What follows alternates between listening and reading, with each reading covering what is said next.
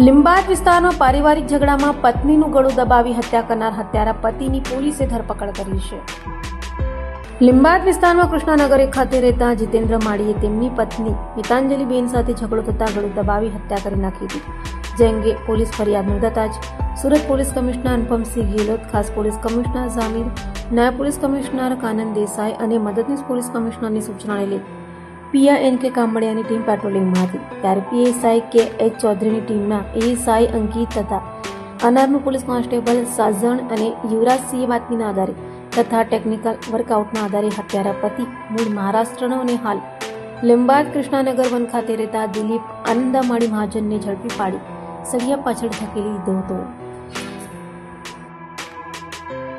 લીંબાયત પોસ્ટે વિસ્તારમાં આવેલ કૃષ્ણનગરમાં રહેતા જીતેન્દ્રભાઈ માળી એક એવી જાહેરાત આપેલી કે પોતાની પત્નીને ચક્કર આવતા પડી જતા મૃત્યુ પામેલ છે. જે સંબંધે પોલીસે લીંબાયત પોલીસ ખાતે એડીનો બનાવ બનવા પામેલ છે એ બાબતની જાહેરાત લઈ અને તપાસ હાથ ધરેલ. તે સંદર્ભે તપાસ કરનાર અધિકારીને લાશની સ્થિતિ જોતા એના ગળા ઉપર દબાણના નિશાનો જોવા મળેલા, જેથી પોલીસે જે જાહેરાત આપનાર છે જીતેન્દ્ર એની વિસ્તૃત પૂછપરછ કરતા એ પોતે એની પત્ની સાથે એના ચારિત્ર્ય બાબતે શંકા હોય એની સાથે ઝઘડો કરી અને આ બાબતે એને ગુસ્સો આવતા પોતાની પત્નીનું ગળું દબાવી દીધેલ હોવાની હકીકત જણાવેલ.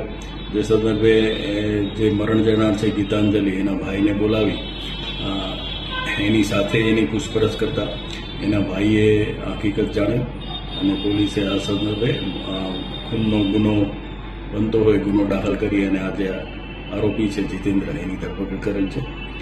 જીતેન્દ્રનો મોબાઈલ ચેક કરતા એનું જે ગૂગલ નું એકાઉન્ટ છે એની હિસ્ટ્રી જોતા એમાં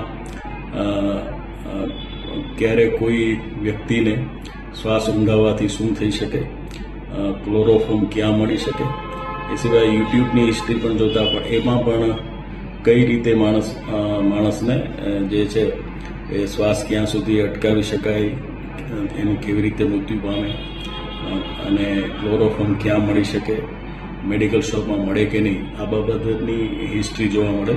તેથી પોલીસને આ બાબતે શંકા દ્રઢ થતાં એની ઊંડાણપૂર્વક પૂછપરછ કરે, જેથી આ ગુનો શોધવા પામેલ છે.